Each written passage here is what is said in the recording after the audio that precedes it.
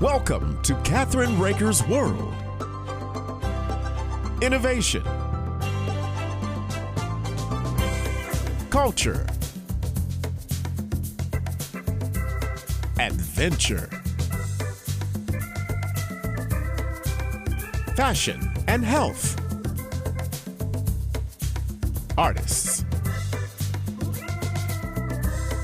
destinations, traditions.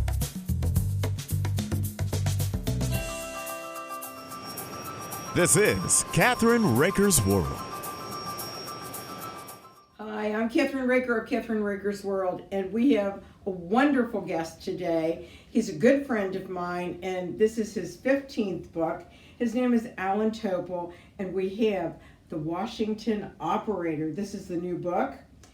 And I want to welcome you to our show again. How are you? Thank you, Kathryn. I'm thrilled to be here. I always love talking with you, and every time I have a new book, I call you immediately so we can get together. I know, and I sent you my book, and I think being an author sometimes can be kind of scary. What do you think? It is, because you're putting forth your work for the whole world to look at, and you get back emails. Sometimes they're wonderful. I loved your book. I couldn't put it down. And sometimes people pick things apart. Well, you shouldn't have put this there, and you shouldn't have put that there. And hey, you need a tough skin to go forward and keep going. Let me ask you this. How long does it take to actually research the book and actually go to edit and everything else today? How long did it take you for this one? Well, I've been bringing out books at a pace of once a year.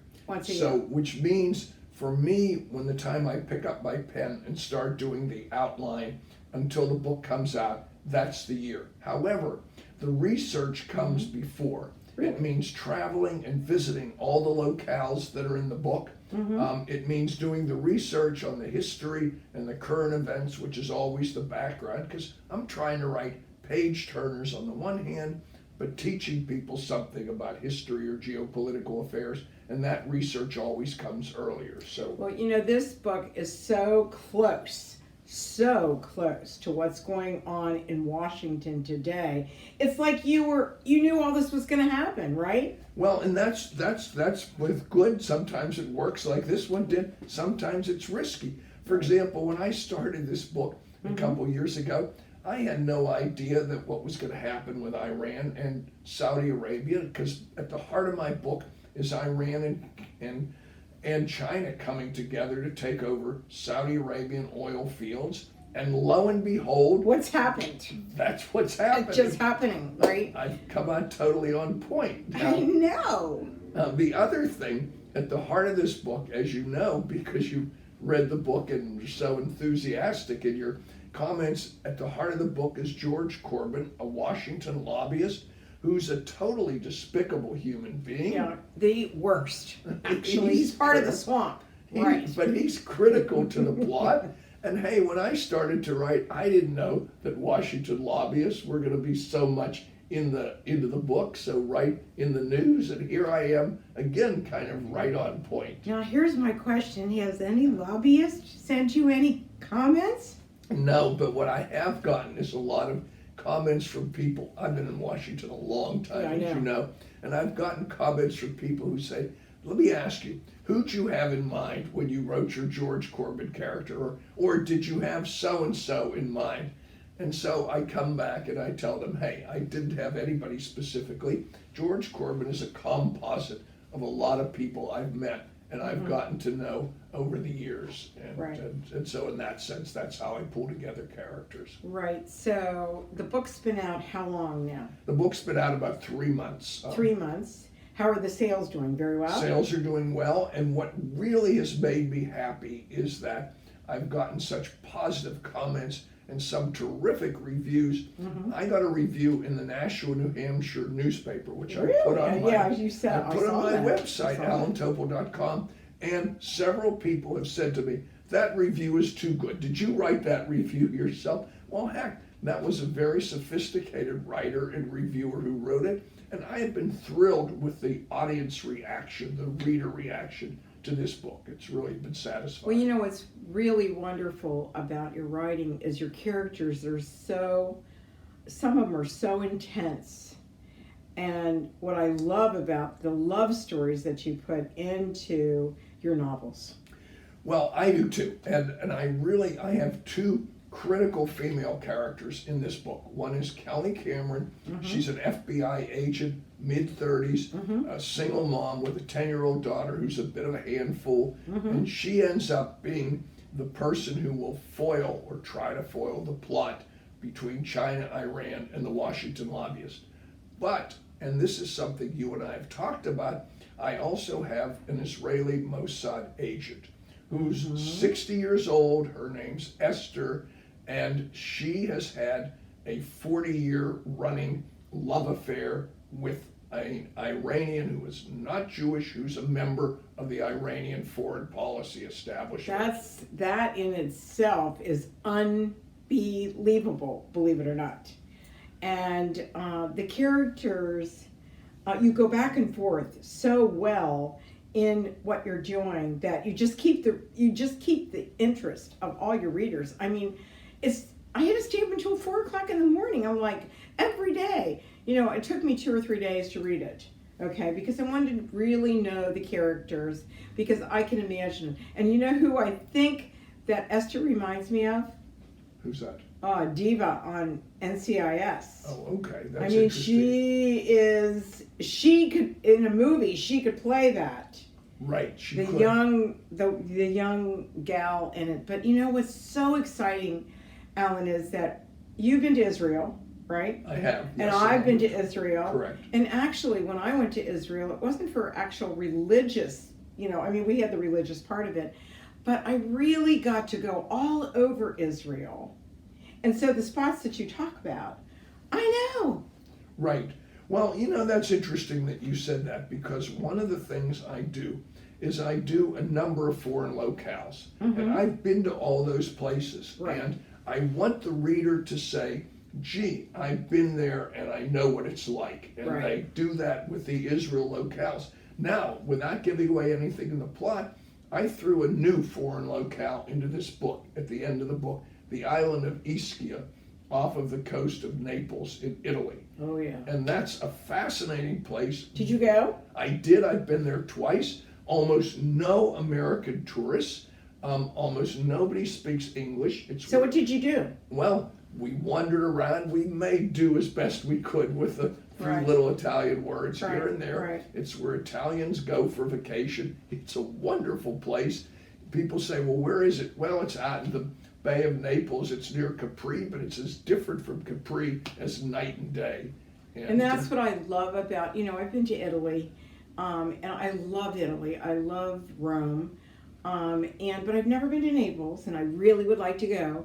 And with my new book, maybe we should take one of your characters of your new book and put them in my book. Well, I think that would be really cool, right? That would be cool. That could work very well. And actually, the funny thing is, my co-author, Lawrence Allen, who wrote the book with me, actually, he used characters from his book and brought them into our book, which made it really exciting.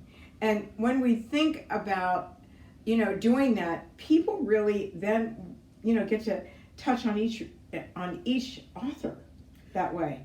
Really markets the book even better when you think about it. It does. And it is interesting to use a character again. For example, Kelly Cameron, my FBI agent, Right. had been in the Washington Power play, but you Right. don't have to have read that in order to read this. Entirely different story, entirely different book. But yet readers have said, oh, I'm so glad you brought her back. Well, I brought her back because the reader reaction to her was very, very good. Right. She's a powerful character. Right. FBI agent, single mom, mid-30s. Being a female agent in the FBI is a tough, tough job. I mean, if anything, we're finding that out now, right? Oh yes, Yeah, we are. male-dominated agency, and Right. it's hard to get ahead in that. It's But she's tough. extremely hard. I've lived in Washington, D.C. area, and I've noticed that I was here during Watergate. Oh wow, jeez. And that's another backstory that we're doing later in my book. And, you know, I'm a CIA agent, actually, in this book. I'm a spy. Okay. Which is really good. I love being a spy. That's a great role. I love it. And, you know, here's this gal, same. So maybe one of them could be her friend. Exactly. I think that's a good idea. Get them together. Get them together? But yeah, but in Washington Operator, I had a lot of fun creating these characters. Right. Really, both Kelly Cameron and Esther. And as you said, with Israel and the locales, I mean, from a historical standpoint, again, creating and showing those locales is, I think, is really just terrific. But at the heart of the novel, of course, is Washington, right. And a city that you and I both know. Some people love, some people don't love, some people hate. Right. But it's a city that is important. It's extremely important. It. You know, and when you think about it, you know, our Constitution and our values and everything about Washington, D.C., and knowing, you know, I really wish kids would learn more. And, you know, I'm doing a new program called Champions of Liberty that's going to teach, we hope the military vets and I are going out to teach people, no matter if it's on social media, lots of different ways. And the nice thing, you know, I'm glad I got to be in Washington. I'm glad I've lived here before, you know, because I've lived in Woodbridge, I've lived in Pax River, I've lived all over Washington, D.C., in the area. And, you know, when I come back and I go to, there's a spy museum. Did you know that?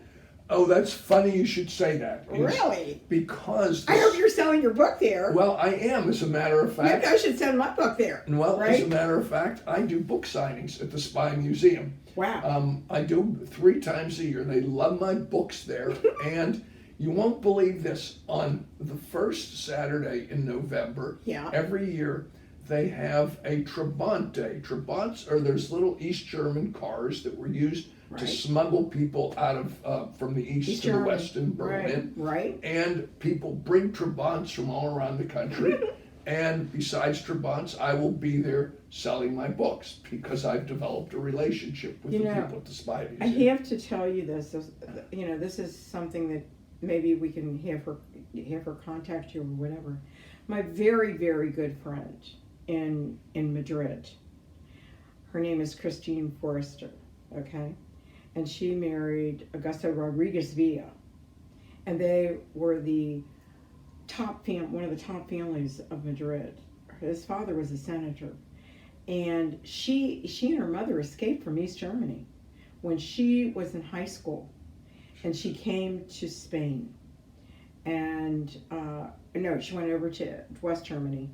And she got to come to the United States for a year as a student, as a exchange student.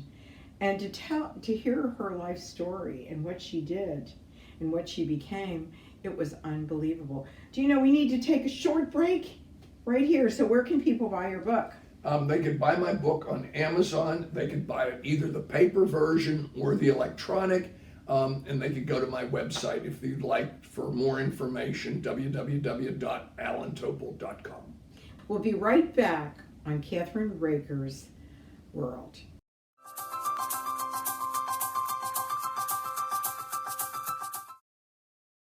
Some think young people are just about selfies. Think again. When I was 7 years old, I was diagnosed with a brain tumor. I decided that I wanted to give back to all my nurses and doctors and all the patients that I had met through my experiences. I did Water for Flint when I challenged other churches to donate water. In my nonprofit, it helps get kids involved in the community. There are people out there who literally have nothing, and whatever you do, it can make a difference. We empower kids to find their voice through creative writing, and to tell a kid that your voice matters and your experiences matter is really amazing. Selfies? No, selfless. Do you know students who volunteer? Have them apply for a Prudential Spirit of Community Award at spirit.prudential.com.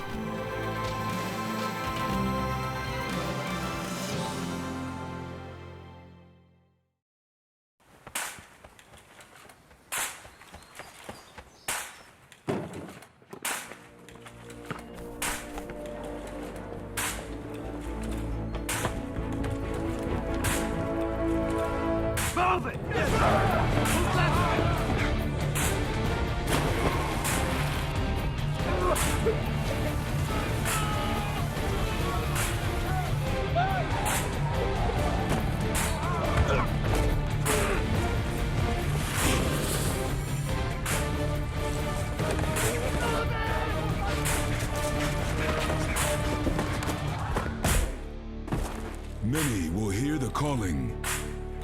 few will earn the title United States Marine.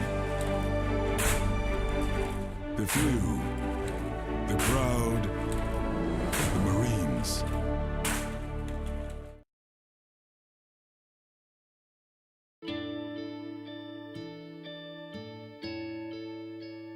Calls me googly eyes. You know you're beautiful, right? You know that? Even you're beautiful. I got bullied for wearing glasses. Share if you're against bullying. We put it out there, just took off. 3 million people have shared this post. Don't let bullies get you down. I stand with you. Our whole family's wearing glasses. I wear glasses and I'm proud. I even have the army on my team. All the kind comments brought my child joy. I don't feel thank you is enough. Next.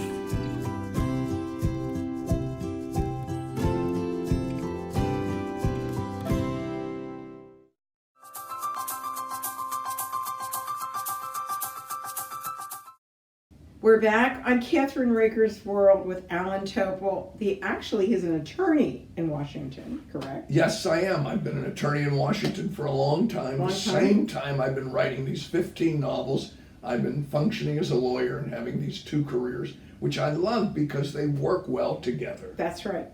Can I ask you, are you a litigator or what are you? Well, I'm now involved in international and public policy work. Wow. So I travel a lot for my law firm work, and then that works together with my writing. But the other thing the law work does is, believe it or not, through the law work, I meet a lot of interesting people, particularly in Washington and around the world, government officials and others. And then when it comes time to create characters for my books, I can draw on the characteristics of those people I've met. So it works very, very well together. Did they call you up and ask you, is this about me? Oh, I have gotten those calls. Absolutely. Is this about me? And I'm very careful to disguise it so nobody's privacy is being invaded. Right. Except in one instance where I actually needed advice on the wine business. I'm big on collecting wine, and I put a character in, and I put an actual individual in who owns the retail store, Calvert Woodley in Washington. I asked him, could I put you in the book? But except for that, I'm very careful to conceal the names of my characters. That's what we had to do with my book. Oh, you have to do that. You have to do that. Now here's the book, and we're going to show a cover of it. And also, we want to talk about, I had given Allan an award from Let's Just Talk, and it's actually from both Let's Just Talk and Kathryn Raaker's World. Kathryn Raaker's World is the television show, and Let's Just Talk is the radio show. So we've had Let's Just Talk as a TV show as well. So we decided, after reading this book, that I'm giving you the political thriller of 2019 to 2020 this year. And I want to congratulate you on such a fine piece of work and a great novel. And I can see this one eventually becoming a movie or television series, actually. Well, I have to say, Kathryn, when you told me about the award, I was just absolutely thrilled. I mean, absolutely thrilled. I mean, I respect you. I love you. You have a wonderful audience. You have wonderful shows. And to get this award truly is an honor. And then besides the honor is the award itself is just an absolutely beautiful piece of artwork. However it was conceived, it's just absolutely gorgeous, and it'll be... I'll tell you, after looking at all the awards over the years that I've done, this is the most gorgeous piece, and I didn't want it in acrylic. I wanted it in crystal. And so, listen, when I was on the plane, I was like I was taking care of it like it was a baby, okay? So this book you need to run out and get. It is called The Washington Operator. But you should give a few of your other books, my dear. Sure. Some of my other books. And let's put this down here. This kind of Washington sort of, I don't want to call it a series, but it's kind of like a series. It is a series. The first of the three are the Washington lawyer. In that, I have a powerful Washington lawyer who has a chance to be on the U.S. Supreme Court, except something happens when he lends his beach house in the Caribbean to a good friend of his who's a senator, and unknown to the Washington lawyer, the senator takes off a young woman for the weekend, and something happens to her. Now you could bring that one out again because of what's just been happening lately, right? Absolutely, right. For sure.